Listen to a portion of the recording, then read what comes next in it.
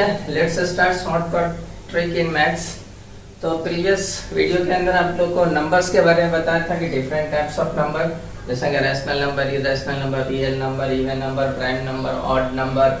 Yes, तो इस type के नंबर्स थे, नंबर पे डिस्कस कर लिए थे हम लोग। आज आप लोग को बताने वाले इसी नंबर से रिलेटेड रैशनलाइजेशन क्या करना। तो रैशनलाइजेशन बहुत सिंपल है। रैशनलाइजेशन का मतलब क्या होता है? डिनोमिनेटर को चेंज करना। किसको चेंज करना? डिनोमिनेटर मींस दैट नीचे वाले नंबर को चेंज करना मल्टीप्लाई करके। क्या करके? जिसको बोलते हैं रैशनलाइजेशन। और अगर दूसरा इन शॉर्ट के अंदर अगर डिनोमिनेटर रूट फॉर्मेट में, रूट में, तो उसके रूट को रिमूव करना। उसके रूट को रिमूव करना तो क्या करना? उसी नंबर से उसी नंबर को मल्टीप्लाई कर दे तो रूट हट जाता है।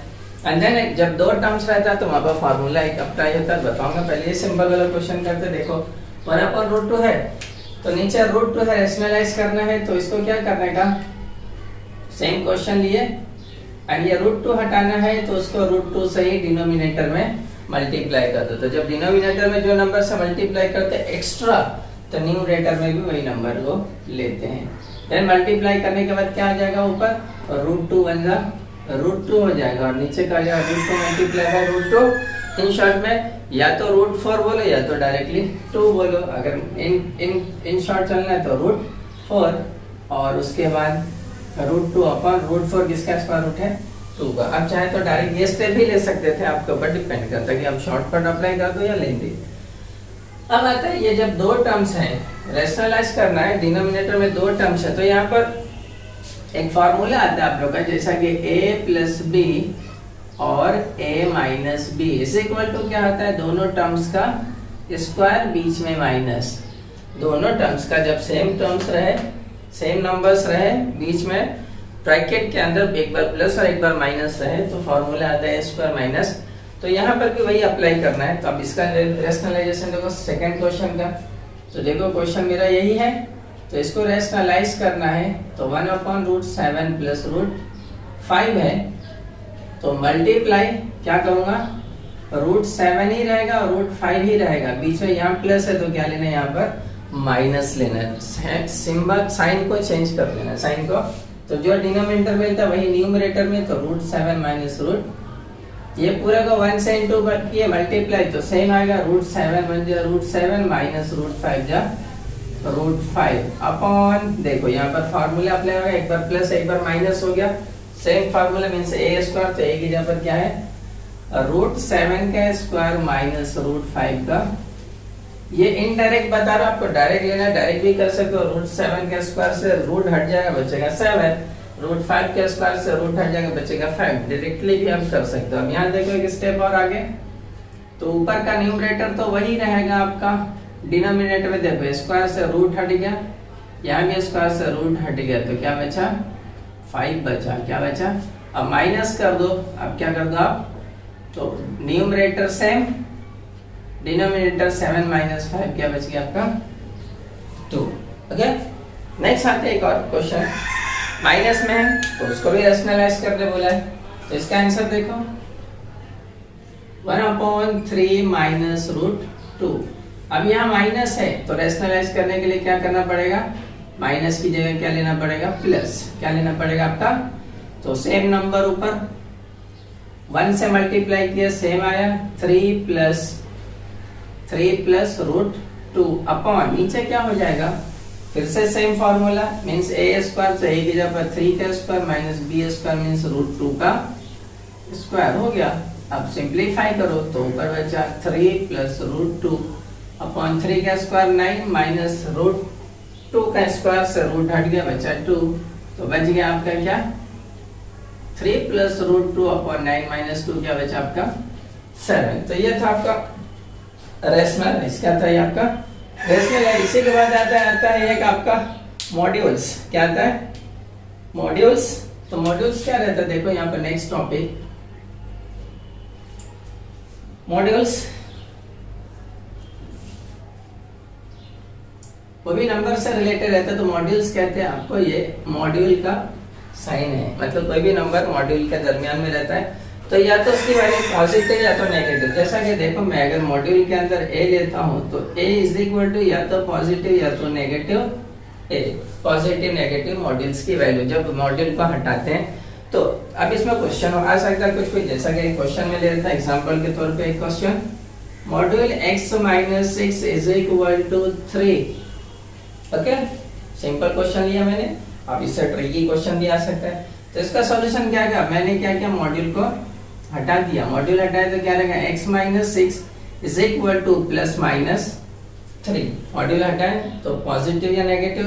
तो अब जब ये इक्वेशन फॉर्मेट में इसको सॉल्व करोगे तो एक बार पॉजिटिव लोगे और एक बार नेगेटिव लोगे। तो देखो, तो x minus 6 is equal to positive 3 और दूसरा x minus 6 is equal to negative 3। अब इसका सॉल्यूशन देखते हैं। तो यहाँ पर माइनस 6 वहां जाकर क्या होगा प्लस, तो x is equal to 3 plus 6 और x is equal to minus फिर जाएगा प्लस 3 माइनस 3 प्लस 6। तो x की दो वैल्यू आई, तो x इज इक्वल टू यहाँ तो 9 आएगी, दूसरा यहाँ पर x इज इक्वल टू 3, या तो 3 या तो 9। तो वहां पर देखो क्वेश्चन के अंदर कंडीशन क्या दिया, तो इस हिसाब से उसका आंसर फाइनल होगा। तो ये मॉड्यूल्स हो गया। देन अब इसके बाद आते हैं आपका LCM और HCF, वो बताता हूँ। ओके, नेक्स्ट टॉपिक आ जाता है आपका HCF and LCM, highest common factor and lowest common multiplier. Highest common factor किसे कहते हैं, उसका छोटा सा डेफिनेशन। हाईएस्ट कॉमन फैक्टर का मतलब जो भी नंबर्स रहेगा वो नंबर 2 नंबर हो या 3 नंबर हो, जो भी नंबर से डिवाइड होता है, सबसे बड़े जो नंबर से डिवाइड होता है उसको बोलते हैं highest common factor HCF। And LCM किसे कहते हैं, LCM उसे कहते हैं कि जो भी 2 नंबर या 3 नंबर्स हो, वो दोनों या तीनों नंबर के नंबर्स में जो सबसे ज्यादा मल्टीप्लायर हो। मल्टीप्लाई करने का मतलब वो दोनों नंबर या तीनों नंबर में कॉमन है, उसको बोलते हैं LCM। अब यहाँ पर देखो एग्जांपल के तौर थ्रू सॉल्व करके बताता हूँ आपको। एग्जांपल एक नंबर लिया 10, 20, 30, फैक्टराइजेशन मेथड से बता रहा हूँ। इसमें एक फॉर्मूला मेथड भी है, एक टेबल मेथड भी आता है, टेबल लिख के भी कर सकते हैं आप। तो पहले फैक्टराइजेशन मेथड बहुत इजी है, जैसा 10 है मेरे पास, तो 10 का फैक्टर क्या आएगा 2 5s एंड 5 1s। दूसरा मेरे पास 20 है, तो 20 का क्या आएगा 2 10s 2 5s and 5 1s। Then तीसरा मेरे पास 30 है, तो 30 का क्या आएगा 15 2s 3 5s एंड 5 1s। तो ये फैक्टराइजेशन मेथड है। तो देखो यहाँ पर मैं लिखता हूँ 10 का क्या है 2 मल्टीप्लाई बाई 5। देन 20 का क्या है 2 मल्टीप्लाई 5। देन 30 का क्या है 2 मल्टीप्लाई 3 मल्टीप्लाई 5। तो अब यहाँ पर देखो HCF, जब HCF मुझे निकालना रहेगा तो HCF के लिए क्या करते हैं, जो तीनों टर्म्स यानी तीनों नंबर, 3 है तो 3, 2 है तो 2, 4 है तो 4 के अंदर जो नंबर कॉमन है उसको लेना है। जैसा कॉमन जस्ट अंडरलाइन करो, मैं देखो 2 2 2 तीनों में कॉमन है, ले लिया। मल्टीप्लाई और चेक करो और है क्या, तो यस 5 5 5 तीनों में। याद रखना 2 टर्म्स है तो दोनों में, 3 टर्म्स है तो तीनों में जो कॉमन रहेगा वो ले लेंगे। और देखो कुछ कॉमन है क्या, नहीं है कॉमन, नहीं है कॉमन मींस दैट आपका हो गया। तो मल्टीप्लाई करो 2 5s 10, ये आपका क्या हो गया HCF। अब LCM देखो क्या है, LCM भी यही मेथड से बता रहा हूँ, और LCM में भी एक शॉर्टकट मेथड बताऊंगा आपको। क्या बताऊंगा, शॉर्टकट मेथड बताऊंगा। क्या बोले, LCM लिखे हो यहाँ HCF।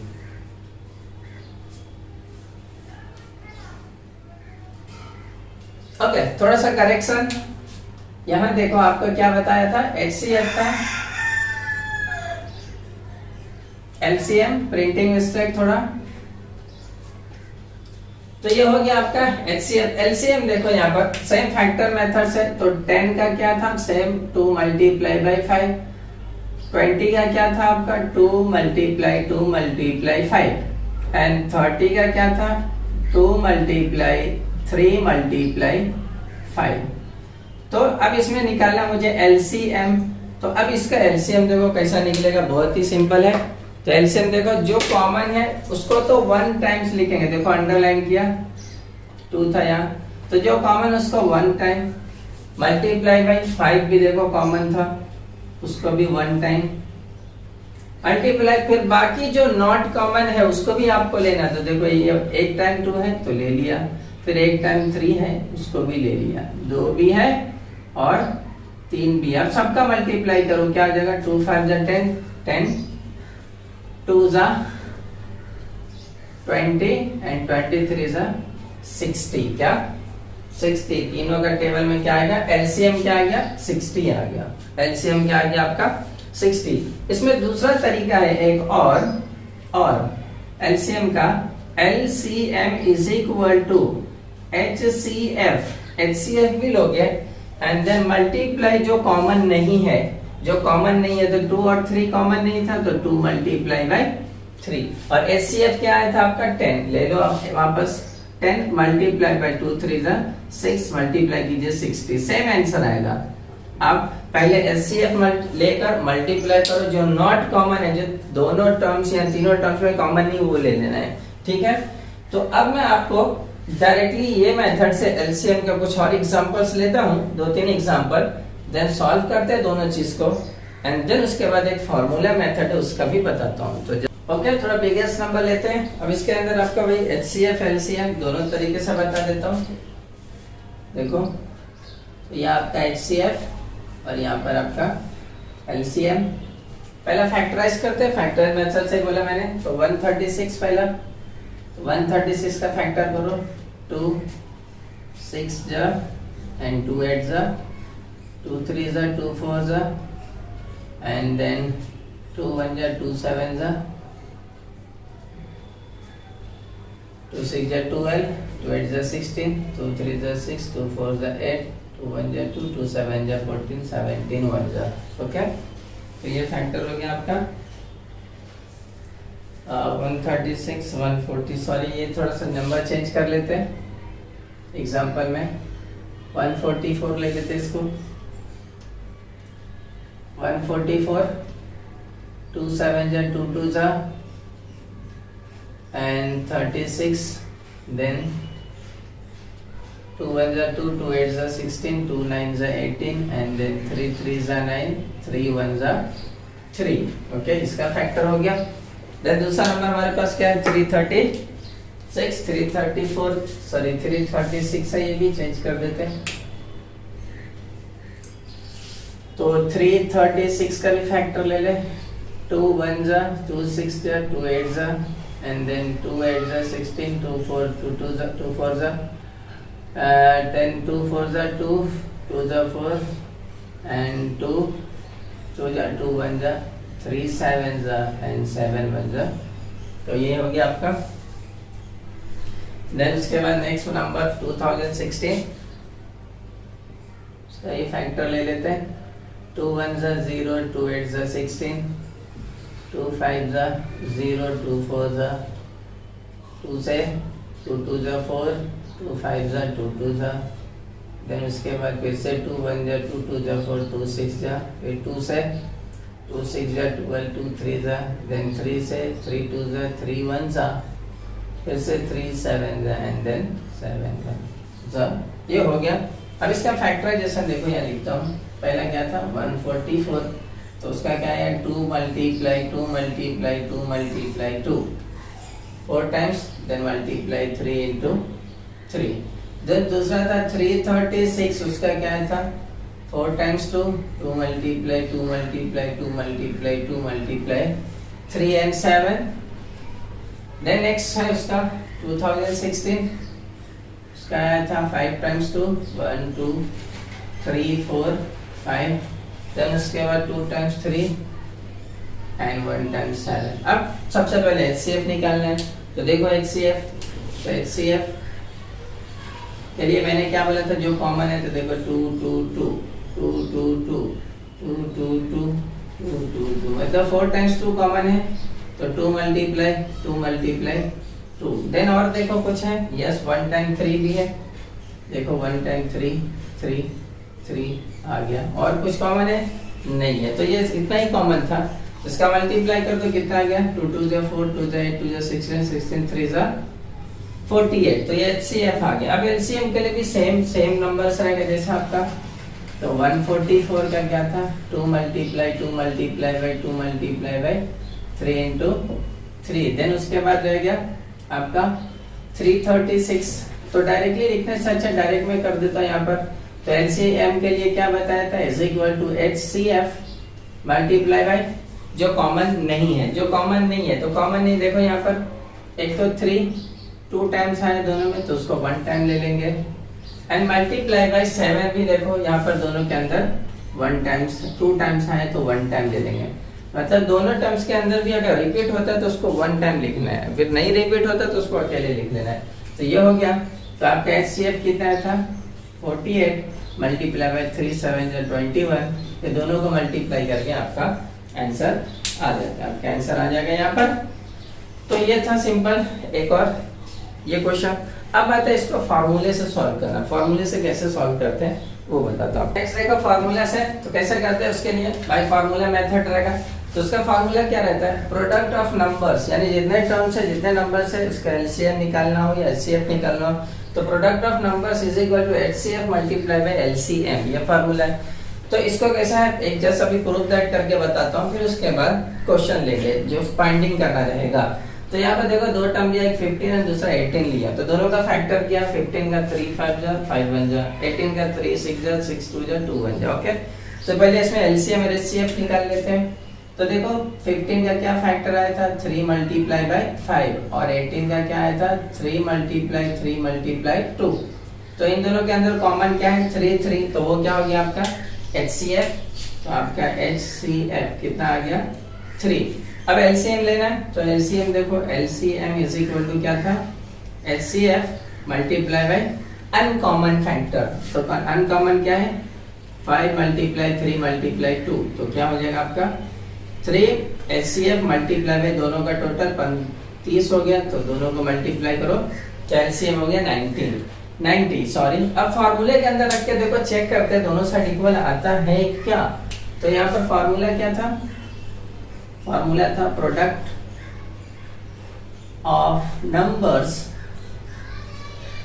Of numbers is equal to HCF multiply by LCM।